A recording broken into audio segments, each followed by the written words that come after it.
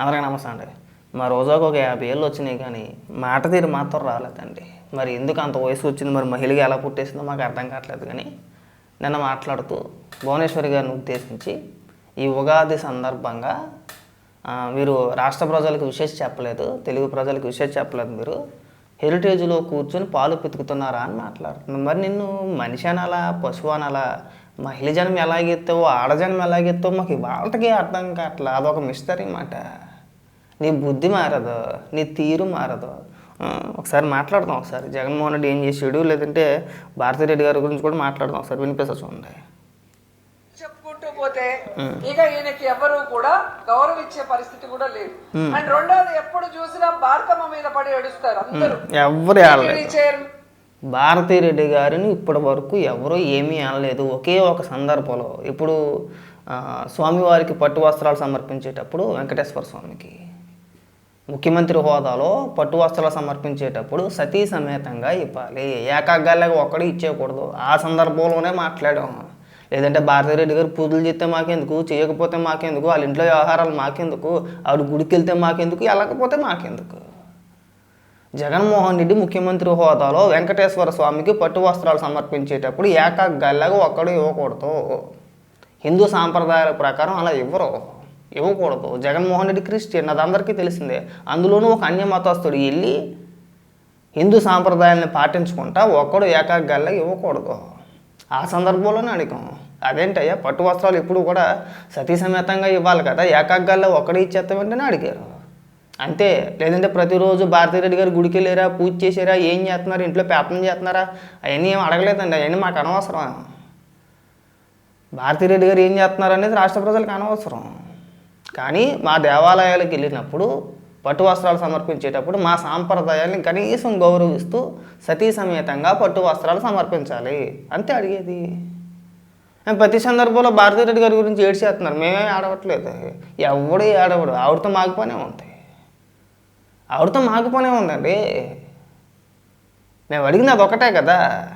ఇప్పుడు మాట్లాడుతూ చూడండి. రడా బిఆర్ నాయుడు నుంచి పవన్ కళ్యాణ్ వరకు చంద్రబాబు నాయుడుతో సహా మరి తెలుగు వాళ్ళ నూతన సంవత్సరానికి చంద్రబాబు నాయుడు భార్య ఎక్కడికి వెళ్ళింది? హెరిటేజ్ లో కూర్చొని పాలు వెతుక్కుంటున్నారా? ఎందుకు ఉగాది వేడుకల్లో పాల్గొనలేదు?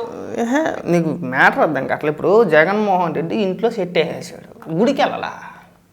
జగన్మోహన్ రెడ్డి ఉగాది సందర్భంగా తన ఇంటి పక్కనే గుడి ఉన్నా సరే గుడికి వెళ్ళాలా. ఇంట్లో ఒక కార్యక్రమం పెట్టుకొని పంతులు గారిని గట్ట అందరిని పిలిపించేసి ఏదో ఊరికే నామకే వస్తూ పచ్చళ్ళు తినకుండా, సాష్టాంగ నమస్కారాలు చేయకుండా, ఏమీ చేయకుండా ఊరికే ప్రజలను మభ్య పెట్టాలి. ఇక మేము కూడా ఇలా చేస్తున్నాము, మేము ఈ మతాన్ని గౌరవిస్తున్నాం, మీ సాంప్రదాయాన్ని పాటిస్తున్నాం అని చెప్పుకోవాలి. కాబట్టి రాబోయే ఎన్నికలు ఓట్లు రావాలి కాబట్టి మొగుడు పిల్లలు ఇద్దరు కూర్చొని ఒక పెద్ద డ్రామా ఆడేస్తారు. డ్రామా అది. ఇప్పటివరకు నేను దానిపైన వీడియో చేయదలుచుకోలేదు కూడా. నువ్వు మాట్లాడినప్పుడు ఖచ్చితంగా మాట్లాడమా? ముఖ్యమంత్రి హోదాలో చంద్రబాబు నాయుడు గారు మన కార్యక్రమాలు చేశారు చూసావా? ఉగాది సందర్భంగా కొన్ని కార్యక్రమాలు చేశారు చూసావా? ముఖ్యమంత్రి గారు, నారా లోకేష్ గారు, అలాగే పవన్ కళ్యాణ్ గారు ముగ్గురు కూడా ప్రభుత్వ కార్యక్రమాల్లో పాల్గొన్నారు చూసావా? వీళ్ళు ముఖ్యమంత్రి హోదాలో ఉన్నారు కాబట్టి చంద్రబాబు నాయుడు గారు ముఖ్యమంత్రి, నారా లోకేష్ గారు మంత్రి, పవన్ కళ్యాణ్ గారు మంత్రి. ప్రభుత్వ కార్యక్రమాల్లో ఆ వాళ్ళ హోదాలో వాళ్ళు పాల్గొంటారు. అంతేగాని జగన్మోహన్ రెడ్డిలాగా ఇంట్లో సెట్ వేసుకొని అలా ఆవుని పక్కన కూర్చోబెట్టుకుని చేస్తారా? ప్రజలకు చేసేరా చేయలేదా అనేది ఒకసారి చూస్తే తెలుసుద్ది. కానీ భారతిరెడ్డి గారు ఏమైనా ఆమె నోటి నుంచి స్వయంగా ఆమె నోటి నుంచి ఉగాది శుభాకాంక్షలు తెలిపారా? లేదు. ఇవాళ వచ్చేసి పాలు పితుకుతున్నారా అని మాట్లాడుతున్నావు. నీ మొగుడు ఏం చేసాడు మరి ఇవాళ ఉగాది సందర్భంగా? సరే, నువ్వు చెప్పిన లాజిక్కే పో, నేనేం బయట నుంచి వేరే లాజిక్ ఏం చెప్పట్లేదు. నువ్వు చెప్పిన లాజిక్కే. నువ్వు 2 సార్లు ఎమ్మెల్యేగా గెలిచావు, మంత్రిగా కూడా చేసావు. మరి నీ నియోజకవర్గ ప్రజలకి మరి మొగుడు పిల్లలిద్దరూ ఉగాది శుభాకాంక్షలు అని చెప్పాలి కదా. రాష్ట్ర ప్రజలకు వద్దు, ఆదరిద్దరం మాకు వద్దు. కనీసం నీ నియోజకవర్గ ప్రజలకైనా సరే నీ భర్తతో కలిసి. మరి మీ ఆయన ఏం చేస్తున్నాడు? ఎక్కడ పాలు పితుకుతున్నాడు? ఎక్కడ? పోనీ దీంతో అయిపోద్దా? అంటే నీ నోటి దోలకు వచ్చే తర్వాత, అంటే నీ నోటి దోల మాటల వల్ల తర్వాత జరిగే పరిణామాల గురించి చెప్తాను చూడడం. ఇవాళ ఉగాది కాబట్టి గుడికి గట్ట వెళ్ళకుంటే ఇంట్లో సెట్ వేసుకున్నా కానీ పెద్ద ఇబ్బంది లేదు. వేసేసుకున్నాడు, చక్కగా ఏదో కార్యక్రమం చేసేసారు. రేపు పొద్దున్న కృష్ణాష్టమి వచ్చింది.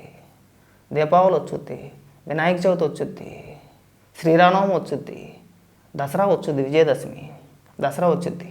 వీటన్నిటికీ కూడా గుడికి వెళ్ళాలి. ఇవాళ నువ్వు భువనేశ్వరి గారిని ఉద్దేశించి పాలు పితుకుతున్నారా అని చెప్పేసి మాట్లాడేసావు.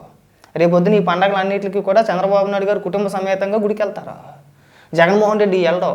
ఆ రోజు భారతిరెడ్డి గారిని ఉద్దేశించి మేము కూడా అలాగే మాట్లాడాలి. అంతేనా? ఇవాళ ఉగాది కాబట్టి సెట్ వేసుకున్నాడు, బాగానే ఉందో, నువ్వు వచ్చి పాలు పితుకుతున్నారా అని చెప్పేసి అని మాట్లాడేసావు. రేపొద్దున రాబోయే రోజుల్లో అన్నీ మా పండగలే కదా. కృష్ణాష్టమి కావచ్చు, వినాయక చవితి కావచ్చు, శ్రీరామనవమి కావచ్చు, విజయదశమి కావచ్చు, రాబోయే పండుగలన్నింటికి కూడా గుడికి వెళ్ళాలి. జగన్మోహన్ రెడ్డి గుడికి వెళ్ళాడు, భారతిరెడ్డి గారు గుడికి వెళ్ళరు. ఆ రోజు ఏమని మాట్లాడతావు? మరి విమర్శలకి నువ్వు ఒక కొత్త రకమైన ఇది ఇచ్చినట్టే కదా, దారి తీసినట్టే కదా.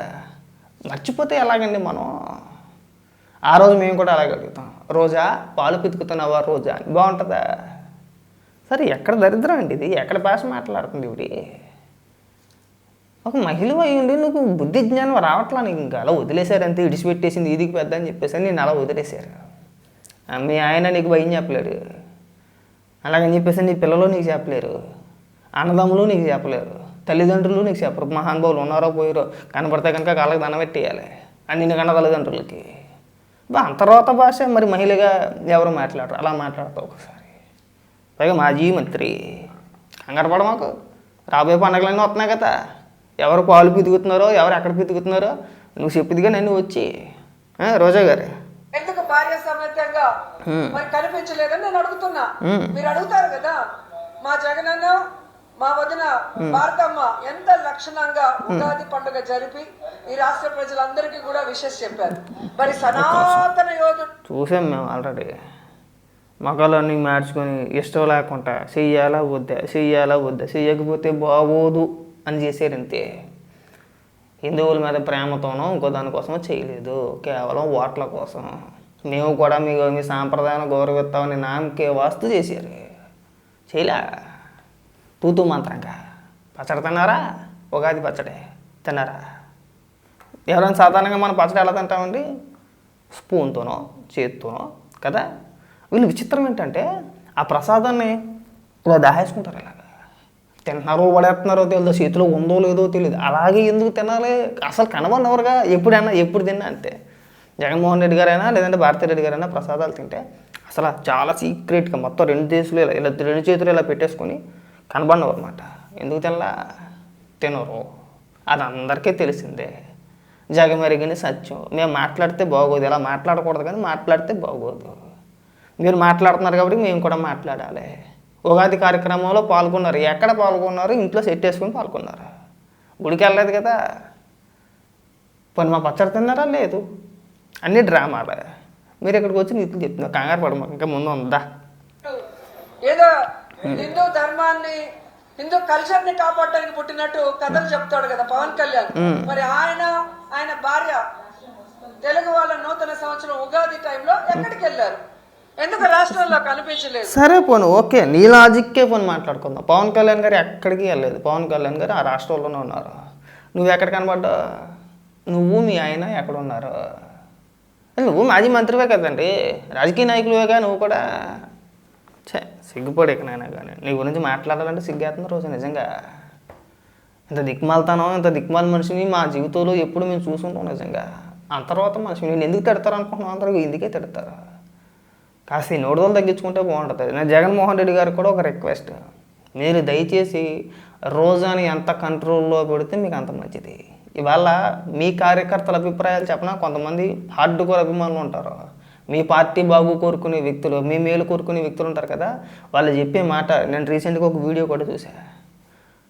జనానికి మంచి పనులు చేశాడా చేయలేదా అనేది పక్కన పెడితే, జగన్మోహన్ రెడ్డి గారు ఓడిపోవడానికి గల ప్రధాన కారణం రోజా ఒకటి, కొడాలి నాని, అంబటి రాంబాబు, ఇంకొంతమంది నాయకులు కార్యకర్తలు బూతులు మాట్లాడడమే ఓటమికి ప్రధాన కారణం.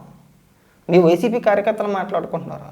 ఇవాళ కింద కామెంట్లలో కూడా, మీ సాక్షి టీవీలో అప్లోడ్ చేశారు కదా యూట్యూబ్ ఛానల్లో, కింద కామెంట్లలో కూడా వైఎస్ఆర్సీపీ పార్టీకి పట్టిన దరిద్రం రోజా అని చెప్పేసి సొంత పార్టీ కార్యకర్తల కామెంట్లు పెడుతున్నారు. తమిళ ఏమని పెట్టారు అక్కడ? భువనేశ్వరి గారి ఫోటో వేసి పాలు పితుకుతున్నారా అని చెప్పేసి అని రాశారు అక్కడ. మీ సొంత ఛానల్లో అన్న మీ భార్య గారు నడిపే ఛానల్లో అంత దిక్కుమాలతనం తయారైపోయింది. ఎవరిని అనటానికి లేదు, మీరు మీ లేఖితనం కూడా మామూలుగా ఉండదు. దయచేసి ఆ సాక్షి టీవీ యాజమాన్యం, మళ్ళీ పేరు ప్రస్తావిస్తే మళ్ళీ బాగోదు, భారతిరెడ్డి గారు కూడా చెప్తున్నాం, ఆ టీం ఎవరైతే ఉన్నారో ఆ ఎడిటర్లు ఎవరో ఉంటారు కదా, ఆ యూట్యూబ్కి సంబంధించి చూసుకునే వాళ్ళు, మీ మేనేజ్మెంట్ ఎవరైతే ఉన్నారో వాళ్ళకి ఒకసారి చెప్పండి. థంబ్నెయిల్స్లో ఎలా పడితే అలా ఫోటోలు పెడితే, ఎలా పడితే అలా రాస్తే రేపన్న రోజున ప్రతి వీడియోలో కూడా మీ ఫోటో వేసి ఇలాగే అడుగుతారు. రానున్న రోజుల్లో అడుగుతారండి ఖచ్చితంగా. ఇప్పుడు చంద్రబాబు నాయుడు గారు లేదంటే భువనేశ్వరి గారు కుటుంబ సమేతంగా శ్రీరామనవమికి గుడికి వెళ్తారు, మీరు వెళ్ళలేరు, మీరు వెళ్ళరు. ఆ రోజు ఖచ్చితంగా అడుగుతారు. ఆ రోజు రోజా కొట్టిన డైలాగే ఎవరేం పెద్దగా మాట్లాడవసరం లేదు. రోజా కొట్టిన డైలాగే ఎక్కడ పోయారని చెప్పేసి పక్కన భారతిరెడ్డి గారు ఫోటో వేసి విపరీతంగా ట్రోల్ చేస్తారు, మిమ్మల్ని ట్రోల్ చేస్తారు. ఇంక ఈ డైలాగులు కొట్టడం మానేస్తే బాగుంటుంది. రోజా జగన్మోహన్ రెడ్డి గారు కూడా మళ్ళీ చెప్తున్నాం, మీరు ఈవిని మీ పార్టీ నుంచి ఎంత దూరం పెడితే అంతా మంచిది మీకు. ఇది నా అభిప్రాయం కాదు, మీ పార్టీ నాయకులు, మీ పార్టీ కార్యకర్తల అభిప్రాయం. అది ఒకసారి చూడండి, మీరు సాక్షిలోనే చూసుకోండి. పచ్చి బుద్ధులు తిట్టేస్తున్నారు రోజు అని మీ సొంత కార్యకర్తలు. ఈ లేఖితనం తగ్గించుకోకపోతే 2029 ఎన్నికల్లో కూడా ఎలాగా రారు చెప్తున్నా, ఈ వచ్చే 11 కూడా రావు. అది గుర్తుపెట్టుకోవాలి మీరు.